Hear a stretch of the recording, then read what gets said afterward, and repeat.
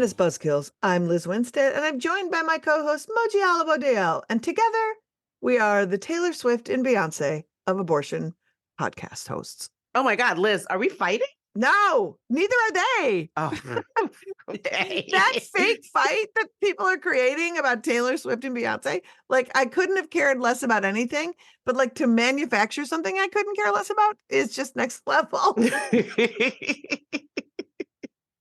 Well, today we are talking with the Law Dork himself, Chris Geidner, about the Supreme Court taking up the mifepristone case this week. The stakes are high, and this could possibly curtail access to medication abortion nationwide. And Wonder Woman herself is here. Lynda Carter. What? Lynda is a righteous activist and joins us to talk about Wonder Woman, abortion rights, and her new single. And this fall, we lost a reproductive rights pioneer and former president of National Institute for Reproductive Health, Andrea Miller. Liz and I celebrate her life and work with groundbreaking reproductive rights attorney Kathryn Kolbert and political strategist and interim president of NIRH, Aisha Mills. It's a trio of Wonder Women. And a wonderful man. Before we get to the Wonder People, we get to talk about some things that could give you the runs. Here's Molly to drop a steaming pile of this week's news on you. Thanks so much, friends. Welcome back to your steaming news dump. This one is going to leave a skid mark on your soul. So here are some big stories you probably missed as we careen into the biggest story of the week. So we're going to start off light with the news that Missouri lawmakers have introduced a bill that allows them to charge you with murder for getting an abortion. Because fertilized eggs are people. USA! USA! USA! USA! Yeah! Number one! So this bill could also charge you with murder for using Plan B or an IUD because they think these forms of birth control are also abortion, therefore are murder weapons. I've personally never heard of someone holding up a bodega with Mirena, but that's just me. I'd love to see it. And, while Missouri is busy inventing harm, Illinois is taking its new moon energy in another direction and giving harm a pass. Yep, in the land of Lincoln, the Attorney General completely caved to anti-abortion extremists and announced he's going to stop enforcing the state's brand new dope-ass law that made it illegal for fake clinics to lie to people. Oh, No, so bad. Like, it was like 2 seconds ago. They just passed it. And when they did pass it, we were so stoked that these religiously run theater camps masquerading as real abortion clinics were finally going to be held accountable. And they could no longer just, throw on a lab coat and play doctor without letting people know that this is just Christian cosplay. So we can't even whisper a regulation near these unlicensed forced birth factories. But if a pregnant person sneezes and pees a little, lock them up. USA! USA! We're killing it, you guys. Okay, but actually USA for a second. Good news. Governor Gretchen Whitmer of Michigan has repealed the state's law that required you to purchase extra insurance if you wanted coverage for abortion. Now, you may have heard it referred to as rape insurance because that's what it was. Michigan was really out there asking you to simply assess the likelihood of a future sex crime occurring to you and deciding whether rape insurance is for you. Like a bad neighbor, State Farm is there. Go, Gretch. Go. Go, Gretch. Go, Gretch. USA. I meant it that time. For real. And finally, the Texas woman who was denied an abortion. This one, you guys, I just got to talk out with you. It's so heinous. It's so heinous. The only good thing about this story is that mainstream media finally started covering for real the horrors of this. But it's just shocking how hard these Ken Paxton and the Supreme Court just doubled down on this person dying, possibly. It's the only good thing about this, to reiterate what you said, is that finally it is laid out bare for everyone that exceptions to abortion bans are bullshit. Because that's really what it is. Texas has been saying, but we have an exception. And when the exception is this person might lose their fertility, might lose their life, and has a non-viable fetus, the Attorney General said, that's not enough. The cruelty is the point, and this is putting that on blast.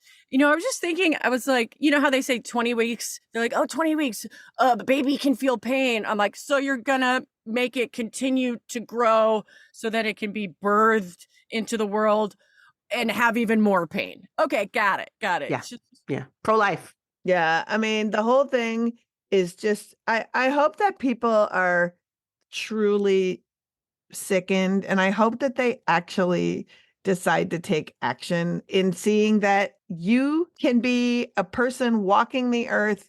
You are not exempt from a pregnancy going haywire, because you know what pregnancies go haywire. There's a million different things that can go wrong in a pregnancy, and no one is exempt from them. And so you should be standing and shouting from the rooftops with your whole self, because all of these people are you.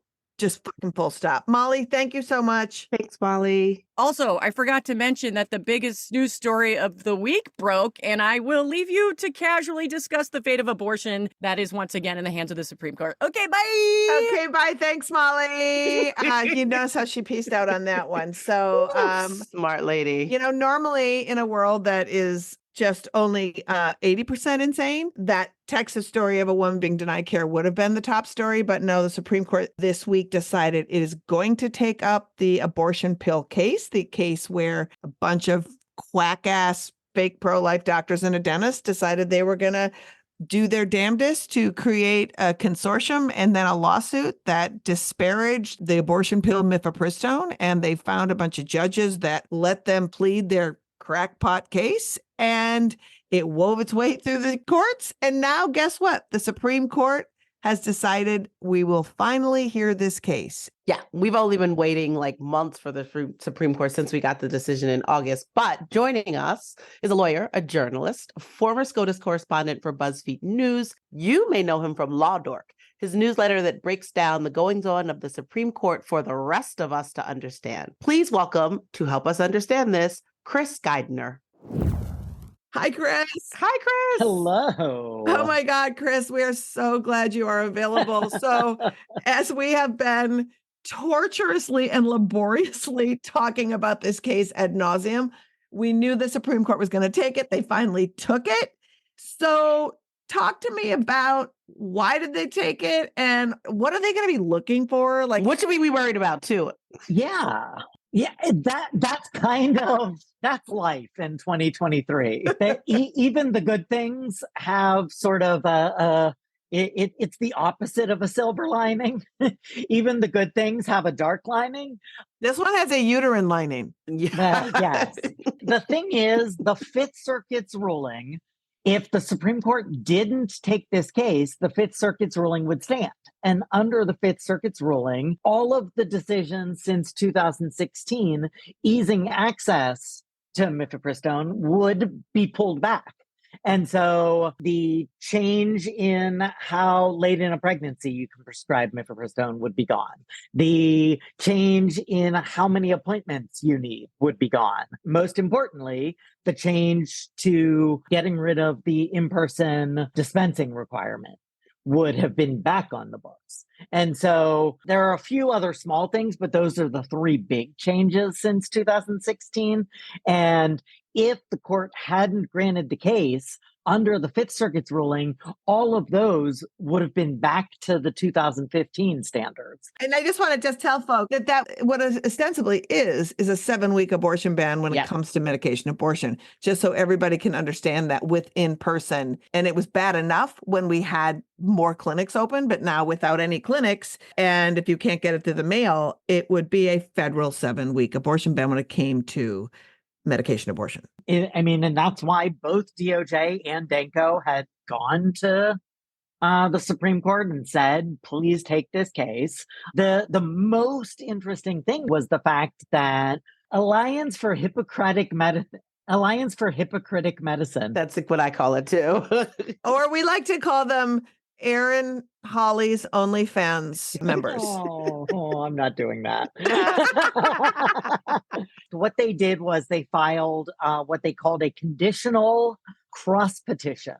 And they said, if the Supreme Court grants the DOJ or Danko petition, then we want you to grant cert on this underlying question about the 2000 approval of mifepristone. And so they were asking for the justices to take a full case over whether mifepristone should be able to be banned. And the interesting thing that the Supreme Court did this week was granted the DOJ and Danko petitions, and they denied the request from the Alliance for Hippocratic Medicine. That is good news. That is good news. I mean, again, within this dark timeline, that is the best case scenario. The court said, we don't even want to have that on the table as something we're debating when we hear this case. We want to talk about what we're going to be talking about is really two things: whether the parties have standing. So whether this alliance has standing. Now, you might remember it's sort of weird what they're claiming is standing. They have sort of this like family circus series of events that they're saying if all of these things, thank you, Liz, you're old enough that you got that joke, that if like these 8 things happen, then we could be harmed. And both Matt Kaczmarek and the Fifth Circuit said, yeah, that's standing. But before you go on, I just want to say and reiterate that if somebody in this climate, really any climate, but in this particular climate, is seeking abortion care through pills or is having something that happens after they take the pills where they need to seek medical care, they are not going to go to anti-abortion doctors and a dentist in Texas who is part of this suit in Texas for help because they will turn them into the authorities. It's wild to me. It's a case that was brought for the reason they brought it. And and they brought it to the judge they brought it to because they knew he was likely to be sympathetic. And this is kind of great roots because if I remember correctly with Dobbs, they originally went to the Supreme Court looking at like a 14-week ban. And then once the Supreme Court took it, they were like, let's consider Roe. Like, let's be honest, it wasn't once the Supreme Court took it. It was once Justice Ginsburg died. Yes. Right. Like it was once Justice Ginsburg died and was replaced by Amy Coney Barrett. Then they said, actually, let's talk about Roe. So, Chris, in them denying the Hippocratic Doctor Consortium, their wish to just say the FDA botched it and this pill should be taken off the market, is this a signal to us that this Supreme Court is likely going to say, we're going to roll it back to pre-2016 and you're going to have to start over? Or should I not make that assumption? No, we shouldn't make that assumption. I think what the assumption that we should make is that for good or bad reasons, like not even bad reasons, but like for good reasons or for their own political reasons, they do not want the 2000 approval of mifepristone even on the table. Now, that might be because they just see it as so politically toxic that they want to be clear as we go through this debate over the next 6 months that that's not on the table. Or it could just be that like they think it's so outside the realm of possibility that none of the justices want to take that up. But I think what we're left with and what your question's getting at is we're left with two real issues. This standing question of whether or not they can even be in court. And it is highly possible that the court could decide on that question. Or the issue of whether the 2016 and 2021 changes were done appropriately.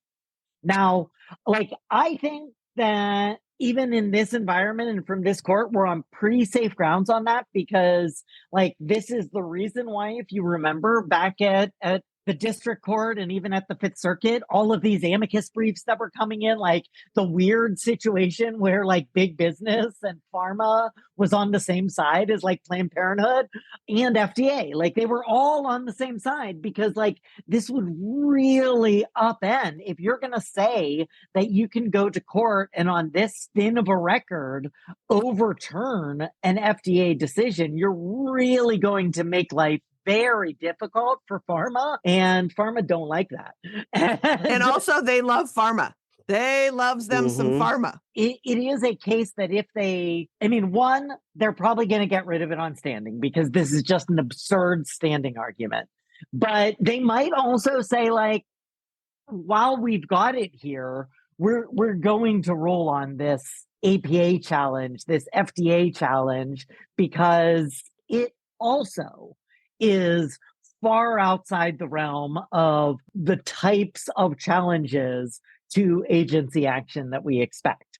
Now, if they only decided on standing, the problem is that then the issues about the 2016 and 2021 challenges technically haven't been resolved. And so that will take us back to the last time we talked, and that state AGs trying to get in the case, and they could still try to go forward with the case.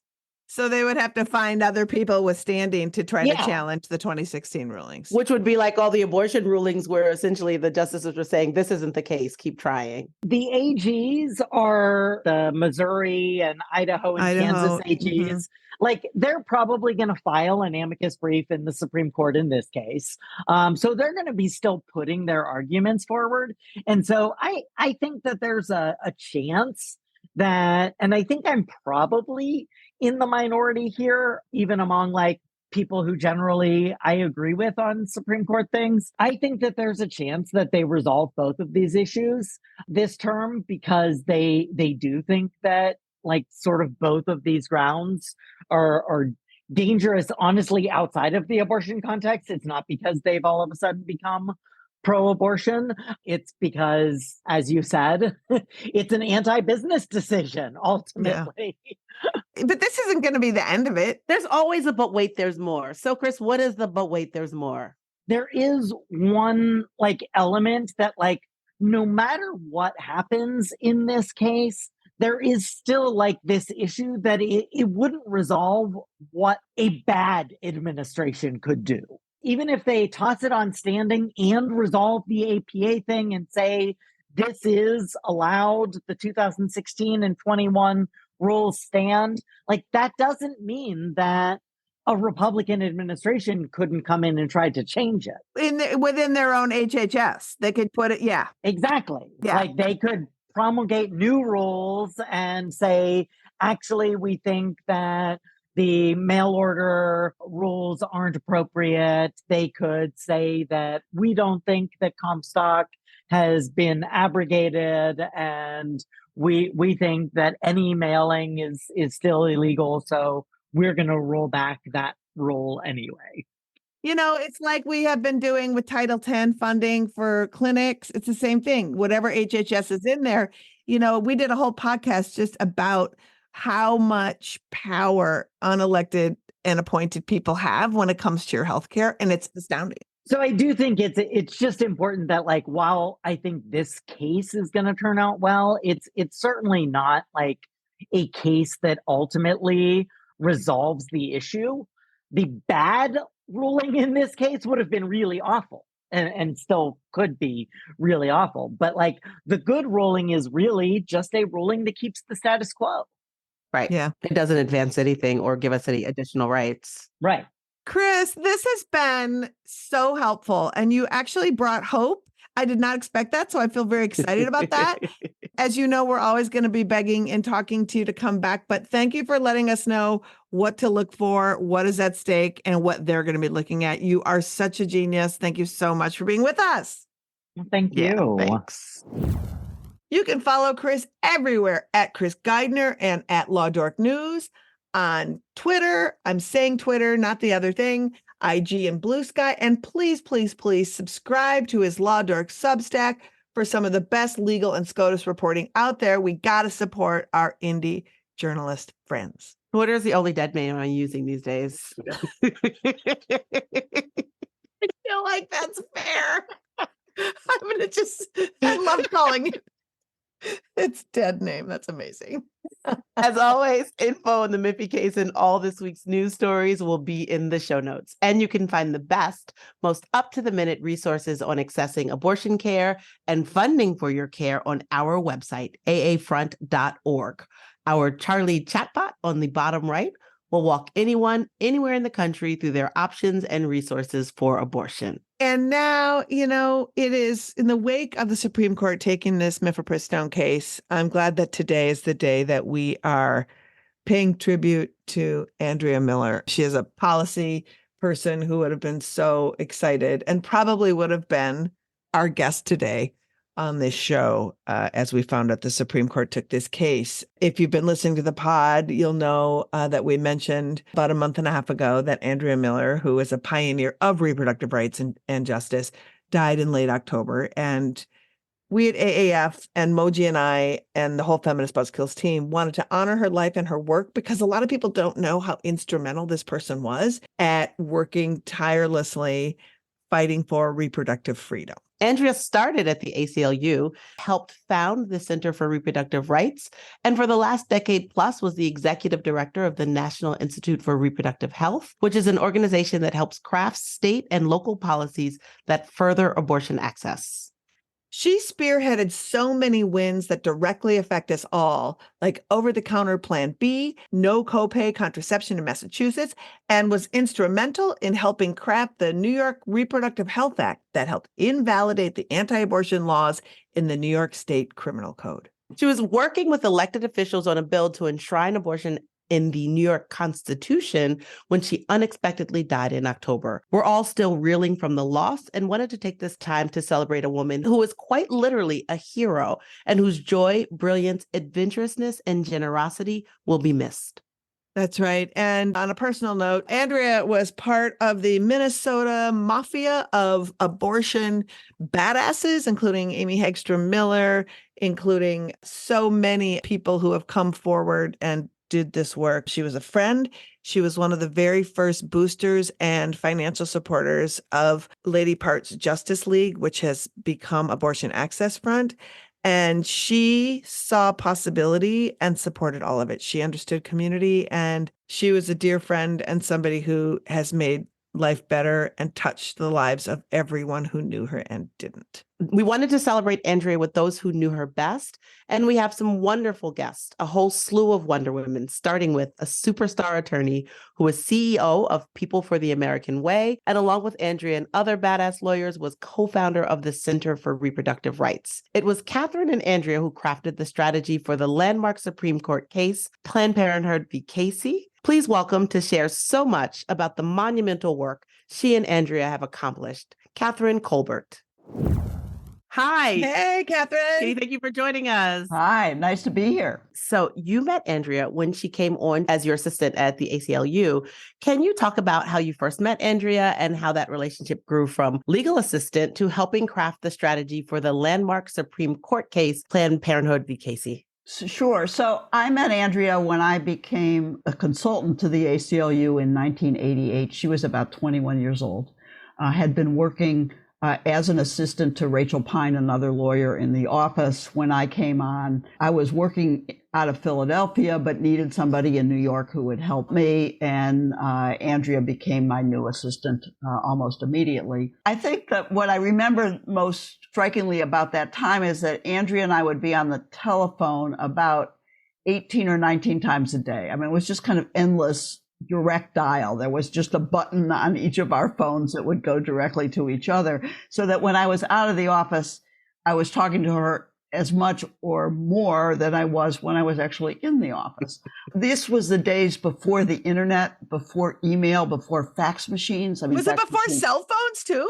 It's definitely before cell phones. Yeah. Or like car phones. Yeah, but there were no cell phones that we each had. It was a time when technology was very different, and so communication by telephone was the most important way of communicating, both between Andrea and I and all of the affiliates of the ACLU who I talk with pretty regularly.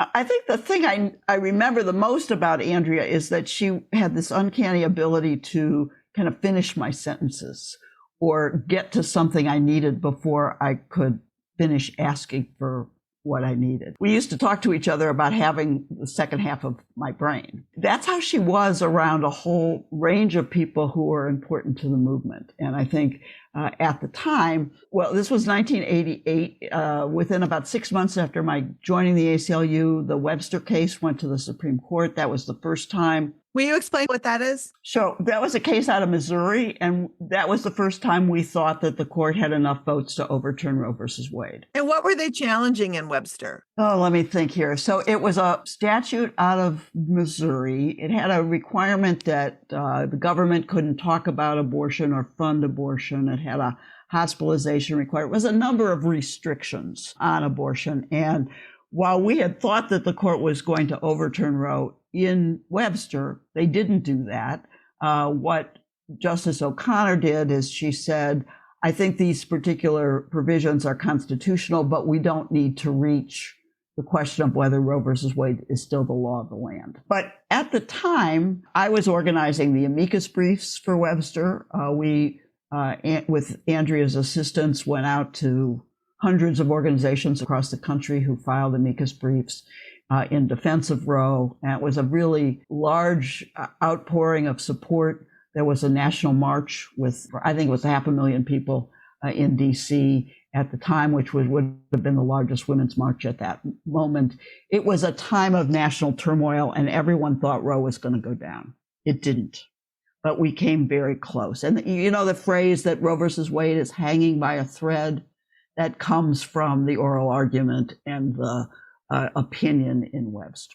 So then, well, about 3 years later, following the appointment of Clarence Thomas to the U.S. Supreme Court, it was really clear that there was no hope that we had 5 votes to preserve Roe versus Wade.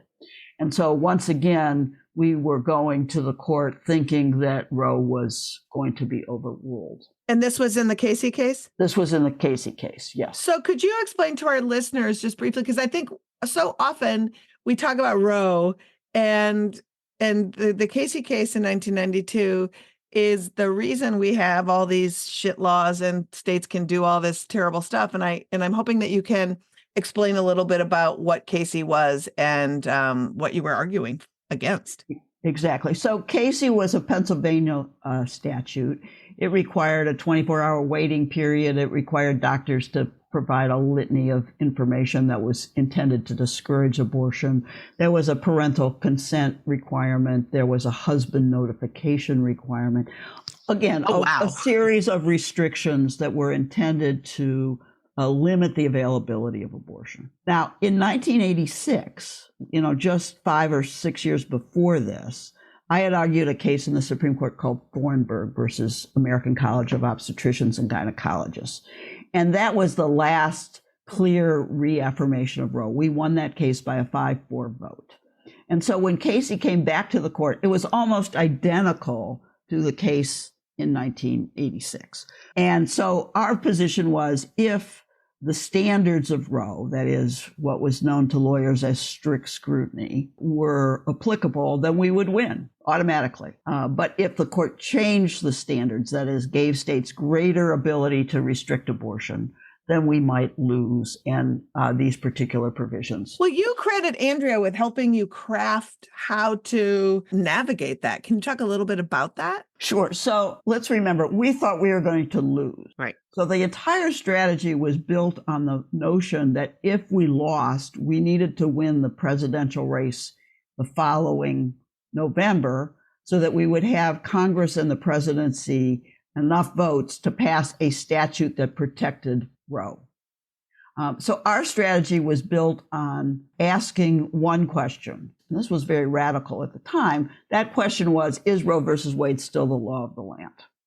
We did that in a petition for certiorari, which is asking the court to take the case. We asked one question. Everybody thought we were crazy because, of course, lawyers don't just ask a public relations question when they go to the Supreme Court. While Andrea didn't come up with that strategy, I actually think Janet Benchoff was the one who said, let's just ask one question. Andrea helped me figure out what that one question was, and more importantly, helped me make sure that an average person who didn't understand all the legalese could understand what was at stake in the case. And so we launched, beginning with that petition for certiorari, a national campaign with all of the leaders of pro-choice organizations who essentially spent the next 6 months doing nothing but going on media saying, what's at stake in this case is whether Roe versus Wade remains the law of the land. And the media wanted to portray it as, well, what's at stake in this case is a 24-hour waiting period and a bunch of restrictions in Pennsylvania. Right. Which sounds a lot more reasonable than Exactly. Is Roe v. Wade the law of the land? That's right. And so we wanted to keep bringing it back to that central question, because we knew if we lost, we would need people to understand what we lost when the election came around in November. And, you know, Andrea was just great at establishing relationships with members of the media. By the time we finished this campaign, she knew everybody on the Supreme Court press corps, was friendly with all of them, established strong relationships. They trusted her to tell them what our position was and to arrange times for me to talk with them. And I think what she demonstrated was not only an ability to speak English in a way that people understood, but also to coordinate a very complicated media strategy that may or may not work going forward. And we were very happy with the end result. Well, I also think, too, that I know Andrea's superpower at making sure that the message stays on message. So I can imagine, and I'm going to throw this to you to see if I'm right, that if the media started to veer into that, it's about 24 hours, Andrea was in there saying, like, no, it's actually about this, and helping the reframe happen. I mean, that's just so crucial as you're speaking right now, Kathryn, it so much feels like we got into a time machine and no time has passed at all, because as we sit here, the Supreme Court has just taken a case that is full of complications, and Andrea is going to be so sorely missed to help America understand and navigate, again, what is at stake for legal abortion. It's no longer Roe, it's legal abortion. Exactly. And, you know, this week we had the case in Texas, which demonstrated the horrific nature of these bans that are now permitted under the Dobbs decision. This week we had the Supreme Court say they're going to look at FDA regulations that permit or don't permit the ability for doctors to prescribe mifepristone, an abortion drug, over the telephone or send the drug through the mail. I mean, there's all kinds of things that are happening every single day that affect this issue, that are complicated legal questions. You know, my view, and I think Andrea's view later on in her role at the National Institute of Reproductive Health, is we have to stop hitting our heads against these marble staircases. We have to stop depending on the courts all of the time. And while it's important for the courts to understand what's going on, it's more important for all of us who want to preserve this issue to be active in the politics of the issue, to throw those guys out in Texas who are passing these horrific laws, to make sure the Attorney General of Texas doesn't return to office, to make sure that we can flip state legislatures, because that is the only way that we will win back these rights going forward. I think that's right. And I'm excited to unpack that in a minute. But before we get there, I want to talk about, you started the Casey case when you were consulting at the ACLU. I just want to be clear. Did you finish it there, or did you finish it when you peeled off to start what we now know as the Center for Reproductive Rights? It was half and half. So Janet and I and a variety of other people at the ACLU had agreed to start the Center for Reproductive Rights, but my bottom line was I couldn't do it before the oral argument in Casey. So we decided that we would hold the oral argument was the last oral argument of the term, the end of April. And we decided that we would leave in June before it was likely that the case would be decided. And so that was you and Janet Benishuf and Andrea, correct? Yeah. Well, and a variety of, there were other lawyers that were involved as well who were at the Reproductive Freedom Project. I think there was 8 or 10 of us who went together to create the center. Janet was the critical role here. It was her office at the ACLU. She was the director. It was her idea to start the center. I and Andrea and a variety of other people really were part of that initial creation of the center. And I think the part that Andrea did is that she became the first communications director of the new center. So she went from being my assistant, a big loss for me personally, to working for me as the head of communications. And she began to design all of the communications that the center did in those early years. And let me just say, I was trying to remember the other day just how many significant events occurred during that time frame. I was at the center until 1998. So it was 10 years that we worked together. And during that decade, we not only had Casey go to the Supreme Court, we had the whole fight over partial birth abortion. We had fights in states, probably a variety of bans in states that had been passed, Louisiana, Utah, Guam. We had the abortion pill being brought in by a woman from France and her being detained at Kennedy Airport. So we had that effort. We had, women who were unable to get procedures who needed them, very similar to situations like went on in Texas this week. So over and over and over again, we had crises and very important national issues come to the fore. And Andrea was able to navigate the communications on all of that, made us all sound really great as we were spokespeople for the center. And I think we're very proud of the work that she did there. Amazing. It's really funny how we are definitely time traveling. And I just want to continue this conversation, but I want to just add a little more to it. So joining us now is Aisha Mills, a very close friend and colleague of Andrea. Aisha led the marriage equality campaign to victory in Washington, D.C., crafted federal policy during the Obama administration, helped elect hundreds of people of color, LGBTQ plus people and women across the United States, and recently ran for Congress in New York's Hudson Valley. That's right. But Aisha's here today because she was an NIRH Action Fund board member who in this very difficult time has stepped up to serve as the interim president of NIRH and has so much wisdom to offer on the importance of the work of Andrea and NIRH. Hi, Aisha. Hey, thank you all for having me. This is really special to get to memorialize Andrea and chat with you all about her.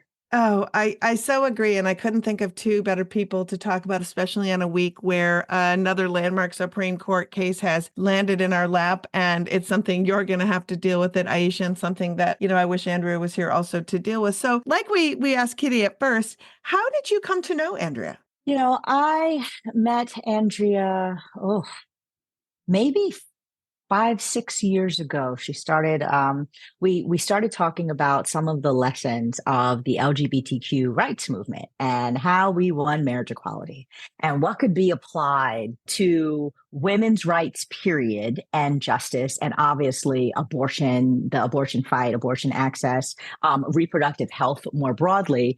What could we learn just in terms of movement strategies? And I'll never forget the dinner where I was teaching at Harvard and she was back in Cambridge doing something. And she was like, come, let's go to dinner. And we had dinner and we just started talking about all that she was looking to achieve with NIRH and wanting to have partners in the work on her board.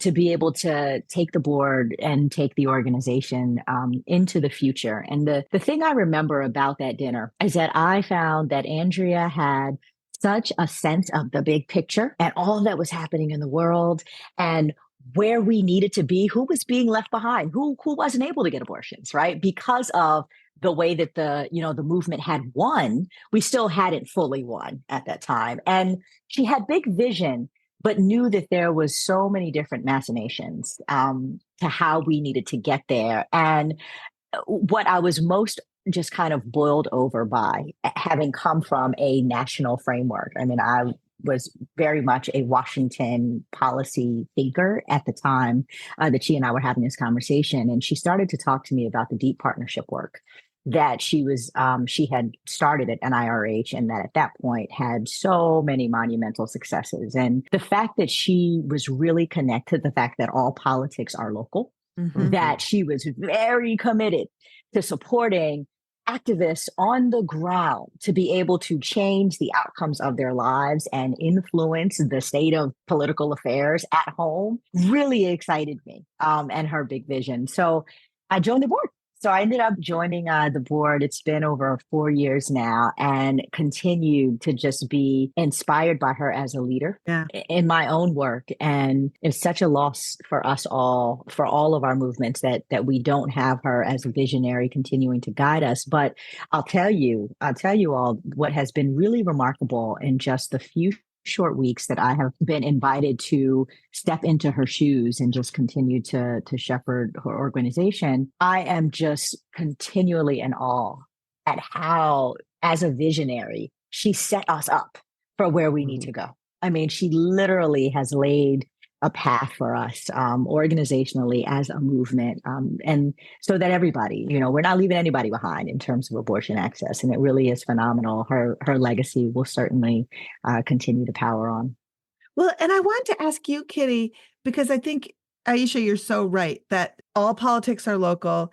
And Kitty, y'all working on state laws, understanding that profoundly, how much of your work with Andrea in, fighting these bans locally played a big role in her being able to develop that big comprehensive picture. Well, I think it was critical. I mean, when I started the ACLU, Janet, after Webster went to the court, Janet said, "So what do you want to do?" And I said, "I want to work in the states."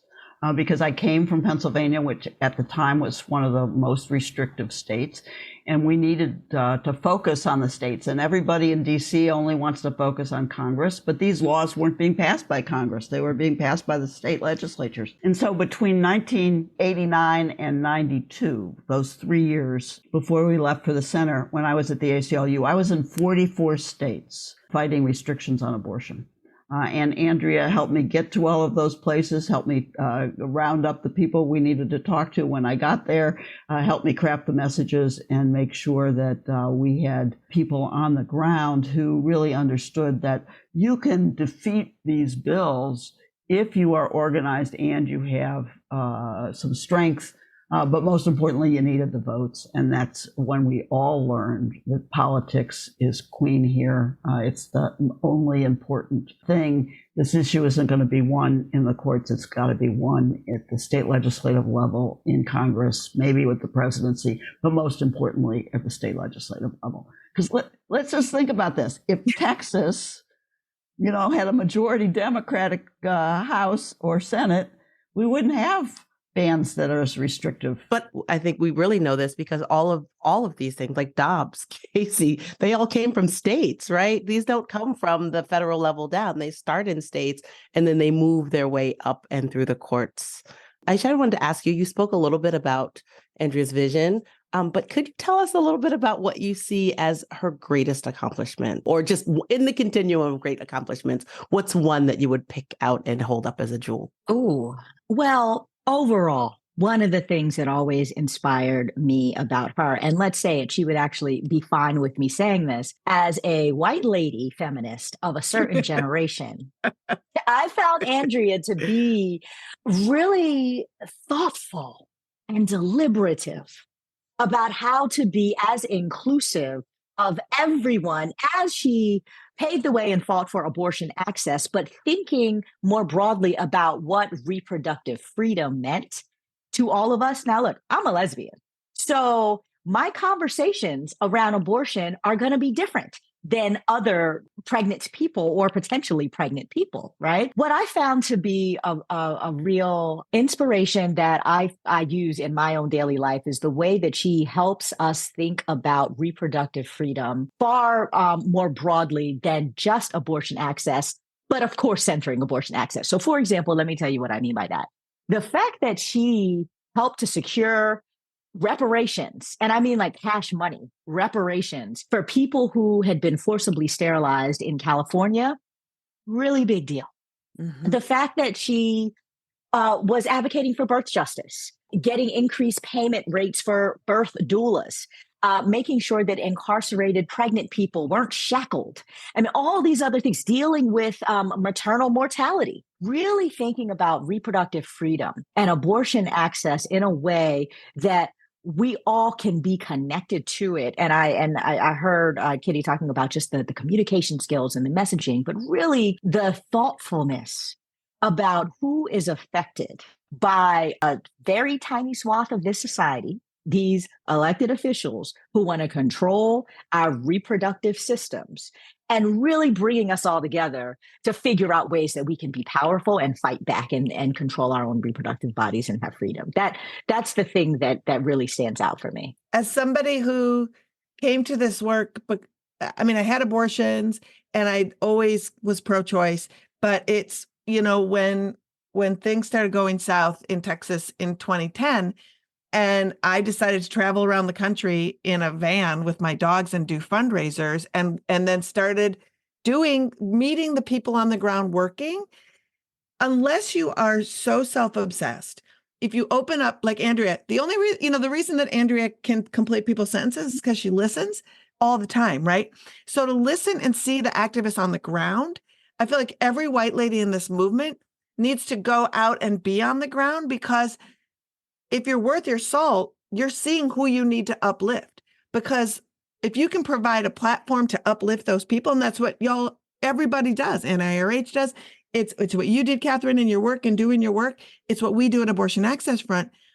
That's the ticket, right? Is getting communities activated and figuring out all of the ways that we can do that. And so I'm going to bring that same question that Moji asked Aisha to you, Kitty. What are some of Andrea's greatest examples? Well, I think one of the things that we don't appreciate about people who've been active in this movement for so long is just how hard the work was and continues to be. And we all worked really, really hard. I would tease people at the office that I would get there from Philadelphia before everybody woke up yet, because they had been at the office until 2 and 3 and 4 in the morning and reaching deadlines and making sure people got their phone calls returned. And I think one of the things that Andrea just always at this, her brain never stopped working or thinking about what the next step would be. But the second thing, and this to me is equally as important, is she was really courageous. She knew when to say no. And that's a hard thing to do when you're in the world of politics, because every politician wants you to say yes all of the time. For me, it was around the Freedom of Choice Act that was pending in Congress, and it didn't include funding around Medicaid for poor women, and it didn't include help for young women, and we said, nope, we're not going to support it. And everybody else said, okay, let's get what we can while we can. And I think Andrea did the same around the Freedom of Choice Act in New York State. I can't exactly remember the original bill, but basically Governor Cuomo was going to reward all of the women's groups with a whole series of initiatives that would help women across the state, but forsake reproductive freedom. And Andrea said, nope, not on my watch. I'm going to say no. And that courage, while it resulted in a short-term loss for women, resulted in the long-term gain for all of us, and included reproductive freedom, not only by statute, but hopefully now by state constitutional amendment. Thank you so much for saying that, because I mean, that just sitting in this moment, just in the present time, feeling all of her energy around me, it's exactly what I feel, that even as a board member, I don't know that we gave her the credit for the flowers that were due, for how courageous and forward-thinking and non-compromising she was. And, even thinking back to, like, she's known to be the leader that was the first affiliate of NARH to essentially defect, right? And went off and started the National Institute of Reproductive Health and kind of broke the NARH mass out of the Federation. Sure, we know that now, over a decade later, but when you really think about the why, what was she after? Well, she realized that it was time to disaffiliate from the national organization because they're doing a lot of political compromising in a way that wasn't actually serving the mission of making sure that everybody had access to abortion. And that's the legacy that she continues to leave behind at the National Institute of Reproductive Health. The entire body of work that she started building, that is now the foundation of really the future of the impact that this organization will have, is all about not compromising, about leaving nobody behind as we are moving ballot measures, as we are working on legislation.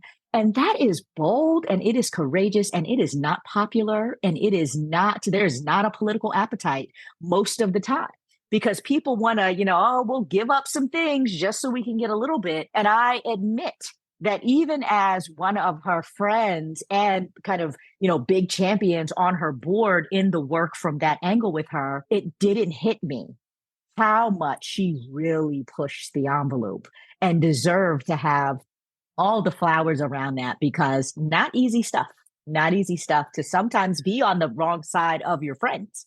And I want to just say, too, I think for those who are listening who think that New York has been this bastion of wonderfulness when it comes to abortion, the one thing that Andrea and NIRH did was identify there was 18 anti-abortion Democrats in our state house, and NIRH and Andrea worked tirelessly to make sure that New Yorkers knew that there was anti-abortion Democrats in our midst, and did incredible campaigns. And most of those people are gone. Abortion was in the criminal code in New York. Exactly. Up until 2019. I was going to say, I feel like Kitty brought that up. And it's the Reproductive Health Act that NIRH wrote, right? Crafted, that passed in 2019. And up until then, had it been in effect when Dobbs happened, we could be like all these other states trying to figure it out. Well, and I think that's what's really important, which is even in the best of states like New York and California, there are many, many things we can do to improve the ability of women to have access to reproductive health care. But I sure wish there were a lot more states like New York and California. And we have to really focus our attention in those places, because if we don't, however good the media makes us sound, winning all these state constitutional races and the Wisconsin Supreme Court race, et cetera, there are still, 15, 20 states in which abortion is banned, and we need to focus on that over the long term. I think that's right. And Aisha, you're tasked with carrying on how we find a new leader, being in this interim leadership role. I can't even articulate really how hard it seems and how wonderful. And I know you're up for the task, but talk to folks about what you're going to be looking for as you are in this search, and what you plan on doing to sort of further what's happening and what NIRH will be doing in this moment. Yeah, thank you for that. Now, there will be a full search committee that gets buy-in from the partners and the staff, and very much has its finger on the pulse of the future of the movement, to make sure that whomever is selected is someone who will be the future of NIRH. I will offer, though, that one thing that comes to mind about what Andrea set us all up for. And I say it that way, thinking that she is smiling down on us and me right now sitting in her seat, kind of chuckling, because she really set us up here. What we need is we actually need someone who is bold, unapologetic about doing hard things, and perhaps even willing to do what Andrea did, which is say the tough parts out loud, which is going to create a little bit of friction, because we can't have business as usual. We have to go beyond, for example, the Roe framework, because we know now that we need more. Right? The next leader of NIRH is going to be someone who has thick enough skin to carry an agenda that may not always be the most popular one. Also needs to be someone that has some real political sensibility, because while this is a policy fight and certainly now a legal battle continually, right? We're going to be back in the Supreme Court, presumably. There's absolutely a political understanding that goes along with all of this. And if there's another thing that Andrea has kind of made a mark around that doesn't get the credit for, is she was one of the first people who thought, hey, why don't we actually go and talk to anti-abortion people and find out what they think? Why don't we poll some people? And why don't we actually find out what they think and then figure out how to create messaging and conversations to bring more people into the fold? She had her finger on the pulse of how to have conversations, how to shift culture. And I believe that the next leader of the organization is also going to need to be as politically astute, but in a way that is small p politics and more connected to the humans and the humanity around abortion access, reproductive freedom, and be able to just talk to folks and bring them along, because we are still in the midst of a cultural shift and a big cultural conversation. So that's what I think we need. Aisha, I really think that speaks to the work that she has done in destigmatizing the way we speak about abortion and making people feel a lot more comfortable screaming abortion out loud and letting people know that it is essential and that it is a community good. I want to ask both of you, how do we carry on Andrea Miller's legacy moving forward without her? We don't leave anybody behind and we don't compromise. The idea that we need to have, and I don't want to get into the weeds on policy, but the idea that we need to have lots of caveats and lots of provisions and lots of opt-outs just isn't true. We can have full and complete access to abortion. It's been polled. We have really encouraging data that says so. From a political standpoint, we got to get rid of the people who are standing in our way, and we have to go after what we want unapologetically. That's how we carry on Andrea Miller's legacy. What would you say, Kitty? Well, I would say very much the same thing. That is, we all have a responsibility to work on this issue, and not just for the next election or the next two elections, but for our lifetimes. And this is not an issue that's going to turn around by next year or the next presidential race. It's an issue that will be with us for probably 50 or 60 years until we build the political power to, in my view, pass a new constitutional amendment that protects abortion, reproductive freedom, and a whole lot of other rights that this court wants to take away from us. So it's a 50-year battle at a minimum, and everyone needs to do their part. And I can't say to anyone what you need to do. That's a choice you need to make. And there's lots of ways to help and be political and work for organizations and raise money and write postcards or whatever it is, but you got to do something. I agree.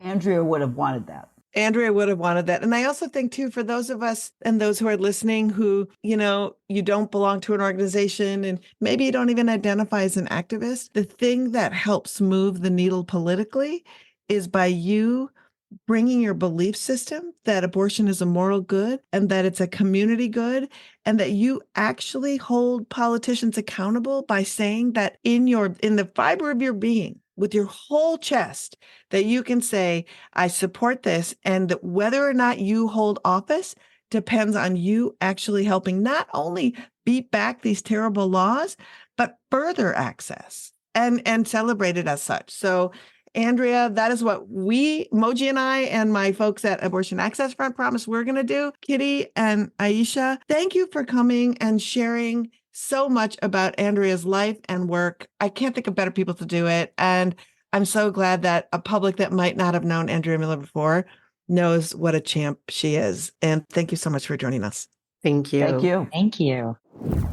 What a wonderful conversation. I feel like our listeners are just so lucky to have learned about Andrea if they didn't know her before. If you want to follow Aisha's work at the National Institute, you can go to their website at nirhhealth.org and follow them on socials on Twitter at NIRHEALTH. That's NIR Health. And they're on Facebook as National Institute for Reproductive Health. You can find the work of Kathryn Kolbert at kathrynkolbert.com or contact her at controllingwomenthebook.com. Also, if you really want to do something personal to support Andrea, and this is an easy one, give your pets an extra scratch. Andrea loved all the furry friends. Well, going from these amazing Wonder Women to the actual Wonder Woman, that's our show today. It's incredible. I mean, I don't know what else to say other than our next guest is fucking Wonder Woman. Lynda Carter is an actor, an activist, and a singer, and her new single, Rise Up, is an anthem to inspire folks to rise up and fight back, and it is out now. And not for nothing, yours truly made a cameo in the video for the song. So please welcome Wonder Woman. Hey, Lynda. Hi, Lynda. Hey, how are you? I mean, Oh, we're so great good. now that we're talking to you. It feels like this is like Christmas come early, being able to talk to you and forgive the fangirling because it's probably going to happen. Oh gosh, me too. Your career has been so awesome. And I think one of the things that I love so much about you is that you have a long history of fighting the power. You were politically active in Hollywood your whole career, even back when there were consequences for speaking out and taking a stand. And I guess my first question to you is, how did you find the audacity and the strength to speak truth to power, knowing that it could hurt your career? When did you say, screw it, I'm doing it? I think it was growing up with a powerful mother. She always said, you should do what you want. You can make it, you can do it. She was of the era after World War II where they all went to work and they were working in factories and they were doing men's work. And then they came back and then they were put into the kitchen again. And I think that cat was out of the bag. It just wasn't going to ever be the same again. You know, they all came back from the war and they said, well, wait a second, what's changed? Right?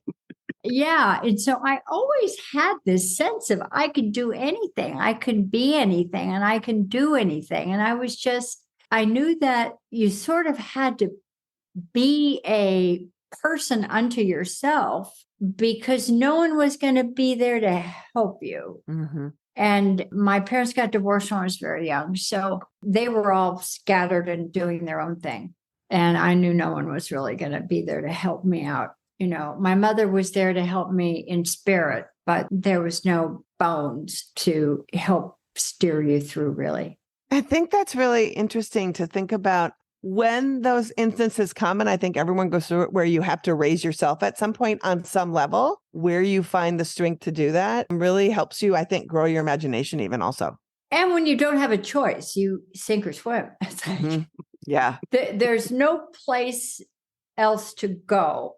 There was a movie with Richard Gere and Deborah Winger where he's playing a young infantryman or airman or something. Officer and a gentleman. Officer and gentleman. And he's doing push-ups in the mud. And he says, why don't you just quit? And he says, because I got no place else to go. Yep. That's kind of it. If you don't do it for yourself, it's not going to happen. So you got to get up, dust yourself off, and get going. I feel like your activism as an actor has sort of expanded to, not taken over, into social media. You know, you were like seriously a clapback queen. And so could you talk to us, like, when did you first get the Twitter? Oh, wait, we're calling it X now? Whatever. When did you get the Twitter bug? And is it still your favorite social channel? I would say I've moved into Instagram quite a bit because Twitter's gotten weird. It's wild. I still like it, but I kind of have my own thing and don't engage on the weirder stuff. But clapbacking is probably what I enjoy most. I really get riled up about bullying. Just the idea of being pushed or watching it happen to someone else. And I think that I really hated it when I would see it in school or I would see it around, and particularly with LGBT people or whatever I was growing up with, where people were targeted. It really bothered some place inside of me that the bones of me, the breastbone inside of me would just get so angry about it. I really have to hold myself back and not just go, yeah. And my Hispanic temper just goes. So I have to watch myself. What kind of trolls do you get the most? Oh, the ones that make me laugh the most are, oh, what are you doing? You're still on that old Wonder Woman thing, or you're still this, or your Wonder Woman isn't a gay icon, or stuff like this, or the bullying, or they think they can use my platform to hate. Mm-hmm. And I'm not tolerating it. I'll push back. I think my biggest thing right now is on abortion. And I'm so happy with Ohio. Oh my gosh. Mm-hmm. I'm so happy with Kentucky. We've been celebrating. But they put it in the Constitution. Well, and it's so exciting to watch it, to have people understand that the humanity around abortion. Finally, we can talk about it and we can talk about the humanity around it, why people need it. And I think we needed to get to that public space where it wasn't a dirty word and it was something that people could understand, that you don't know someone's circumstance, so leave them the hell alone. Yeah. What really struck me, ladies, was it's not about abortion. What is it that they don't get? It's about the choice over our own bodies. we are not fixated on the abortion. We're trying to tell you it's my body, it's ours. It isn't yours. You cannot enslave our wombs. We're a reproductive rights organization, and we believe, like we were just talking about it, that a truly compassionate society values and supports all pregnancy outcomes, right? Like you just said, it's not just the abortion. It's really sort of being able to make choices and also provide services to help folks raise kids or support them in their choices. And you are a wise Latina woman. And Mexico recently showed the U.S. like what it means to support women and pregnant people by decriminalizing abortion in their country. What are your thoughts on this scary, misogynistic hellscape that we are currently living in the USA? Well, there's hope in that Ohio and Kentucky and Virginia. It's just shocking that governments for millennia have used all kinds of things to control and to silence. They started making these changes back in governments and religions to control women. And it just felt like the fear and the vulnerability of this control has been going on for so long. And it's ridiculous. It's just only in 1993 did they allow women to wear pants in the Senate. Allow. Right. Because, oh my God, these draconian ideas of how to put controls on women, that there were no controls on other people. It shows the fear of a sort of power structure that came to their power with unearned power. You know, I think like when we watch how much they are trying to strip us of our power shows how little they have and how threatened they are by being found out. Sometimes I feel like.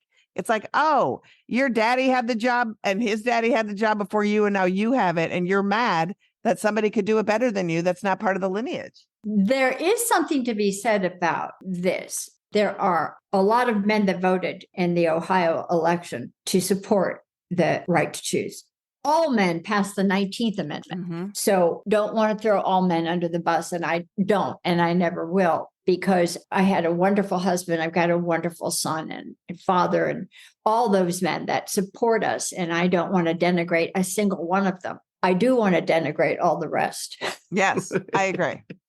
Yeah, we'll leave those 20 out of the list, and then the rest of them will just go in hard.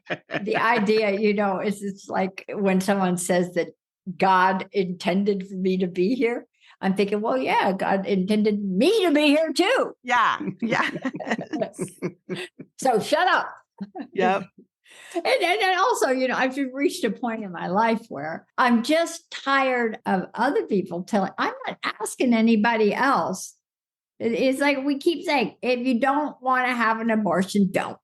It's so incredibly frustrating. Okay, what? Can we talk Wonder Woman? We can talk Wonder Woman. You're a feminist icon, a queer icon, a human rights icon, not just as Wonder Woman, as Lynda Carter, obviously. But when did you realize how much this one character meant to shaping the possibility of what could be for young girls, for all people, but especially young girls? I think I knew more about the responsibility of playing Wonder Woman than the producers did, certainly. I read the comic books and I knew what my little heart felt to be able to play Wonder Woman. I mean, are you kidding me? It's like a dream to be able to play that, because I was Wonder Woman when I was a little girl reading those comic books. I think I stopped reading them when they made her a regular person. But the chance to play that and the responsibility and who she was, because she was going to be either your best friend or you wanted to be like her. And when they told me, oh, women are going to hate you, I said, what? What's up with that? Oh, yeah, because you're sexy and women are going to hate you. It's just this, this was the 70s. We were together. We were united. Where were they living? I was living in the 70s. I think they must have been living in the 40s or something. The 1870s. Yes. Where it was like the jealous other woman or something. Oh my God, I was going to do Hitherto Wonder Woman. Are you kidding me? That's and that's the whole thing. And when I think about Wonder Woman, you got to deal with in character so many men behaving badly. How fun to be able to to be able to do that. And so then I was thinking, like, if you could don the suit and take on some of this current crop of horrible dudes, is there one specific that you would lasso up first? Well, I can think of a few, but the current one would be Mike Johnson. Oh, yes. Good choice. Oh. We have a segment at the beginning of the show called Johnson Watch, where we literally just report on his latest, wildest. Not even latest, sometimes just what he did last year and how wild it is. Yeah.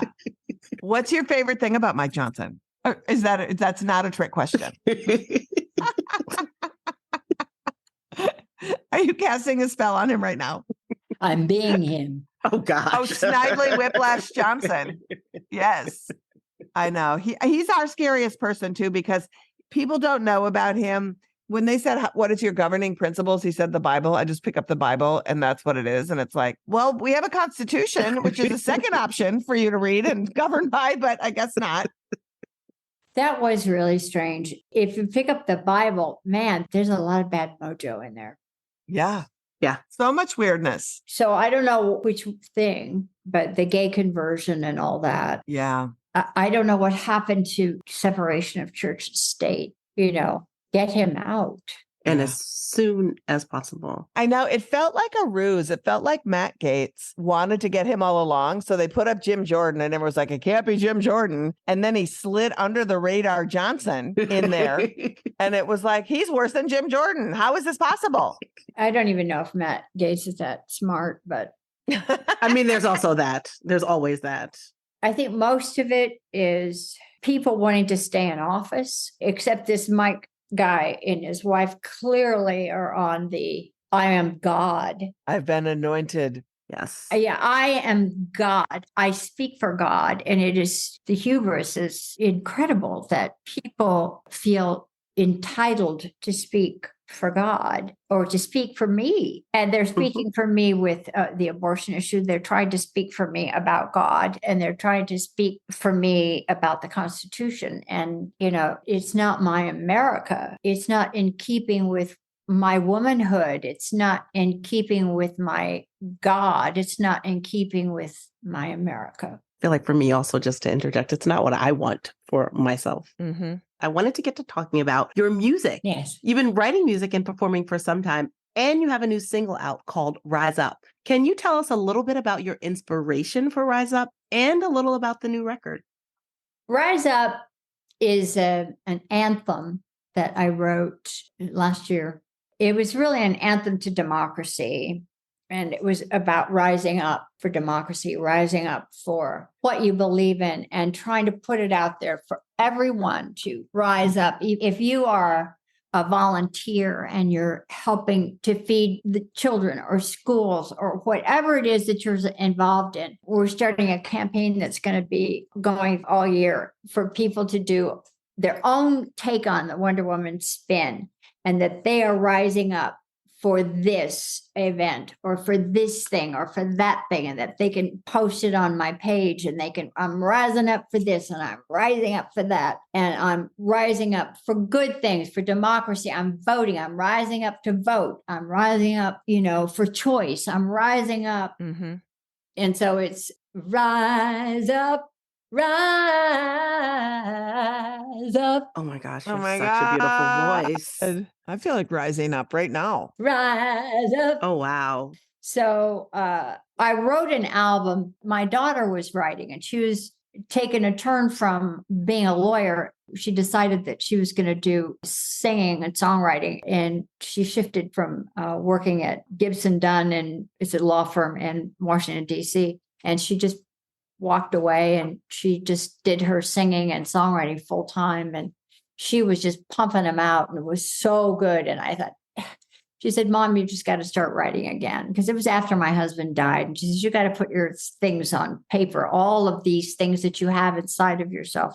You got to just sit down and start putting them on paper about all these things that you've been championing all your life. You got to just rise up and get out of your doldrums and go do it. So I did. And I put together this album that I'm going to be releasing this year. And And she's on the road, she's singing, and she's really doing great work. And she's a real feminist herself. You know how mother's always pushing the child, oh, you could be great, you could be great. Well, this is my daughter pushing the mom. Mom, you got to do this again. You got to go back and do this and do this. So it's kind of the opposite. It's wonderful because we enjoy each other's company so much. And you can't just give up. You got to keep going, Mom. You've got great things to say and you got to keep going out there and doing it. I think that's so important. And I think you've been through really hard things in your life. You know, you lost your husband, you know, it's like those things are really hard. And I love that you have found so much joy in music. Will you talk a little bit to the folks out there who might be needing somebody to give them a little bit of a pep talk and feeling a little bit of joy? Can you tell our listeners what it is about finding your joy that you think is so important for people to hear and to know? Well, I will say this, that you, people like yourselves who are out there on the front lines, speaking up for the thoughts and the feelings of other people, and women knowing that you are in their corner. And when you speak up, when you use your voice for good and you use your voice to add to other voices, it becomes a cacophony. It becomes a point of power when you add your voice to other women's voices and you join in a chorus of voices. It becomes something else and you become a part of something greater than yourself. And join me, join you, and become a part of something. And I think it's the idea of giving up part of yourself, giving to the energy of others and putting your energy and your thoughts together with others that will make the difference in the joy in your life. Yeah, I think that is an amazing thought to go out on. Lynda Carter, you are an inspiration, a hero, a multi-talent. We're so thrilled that you joined us on the podcast. Thank you. Right here. Thank you. Thank you so much. It was great. Great to be with you. And I hope we do it again. Oh, let's do it, please. Anytime. Did Wonder Woman just sing to me? I think she just sang to me. Oh, she sang to all of us. Are we fighting? Yes, Taylor. You can listen to Lynda Carter's single Rise Up in our show note and don't miss the music video to this amazing song. Follow her on social media at Real Lynda Carter. She is a great ass follow. She is the queen of the clapbacks for real. We weren't just kidding when we said it in the interview. That's our show. What? It was a lot of show. Thank you so much to Kathryn and to Aisha for celebrating Andrea with us. Thank you to Chris Geidner for giving us and showing us the way that is happening with this crazy Miffy case. And thank you to Lynda Carter. Wow, incredible. And thank you for listening. Oh my goodness. Like, subscribe, and show us some love with a 5-star rating, and stay connected on social media at Abortion Front. Let's make a difference and have some fun doing it. You're looking for where you might fit in some abortion activism? We've got a 5-part activist training series, Operation Save Abortion, at operationsaveabortion.com. And while you're there, check out our cool activist calendar, which is full of local and national actions and educational opportunities. For anyone interested in learning more about how medication abortion pills work, Northern Indiana atheists are hosting a virtual self-managed abortion safe and supported info share this Saturday, December 16th from 2 to 4 p.m. More info can be found on the activist calendar. And self-promotion live plug alert. If you're in the Twin Cities, or if you're coming to the Twin Cities, I will be doing my annual year in review shows at the Parkway Theater, December 30th and 31st. I will be ripping the whole year a new one, and with some good news too. It's also my 40th anniversary of doing stand-up. What? And so there'll be some special surprises and some really fun reminiscing. So get your tickets at parkwaytheater.com. Next week, Liz and I will be chronicling the best, worst, and weirdest abobo stories of 2023 with our steaming news dumpers, Alyssa and Molly. And I just want to say, as we round out 2023, we do this work solely with the support from you. So if you like the work of AAF and you see how hard we are fighting to make this world a better place for abortion access, and you like our podcast and feel like you're smarter and have gotten some good information and taken to the streets because of it, we're asking if you would please donate at aafront.org/giveaf. Your donations are tax deductible. And if you donate now until New Year's Eve, your donations will be matched. That's aafront.org/giveaf. Do it because you love us. Also, you can donate to our Patreon. You can really sustain this shit. You'll be supporting our great content. You'll get cool FBK exclusive merch and experiences. And all the pledges will support the pod and all of the great work we do at AAF. So if you want to give cash to the Patreon, you can just go to patreon.com/feministbuzzkills. FBK is edited by Remy DeTournay and is produced by Abortion Access Front. Finally, we leave you with Alex Jones, a man showing us his whole ass with his rejected ending to the Twilight series.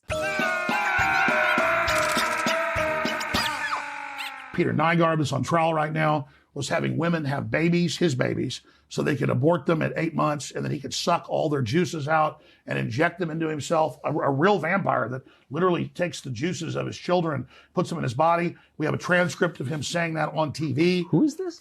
Peter Nygaard is one of the big buddies of Epstein and all them.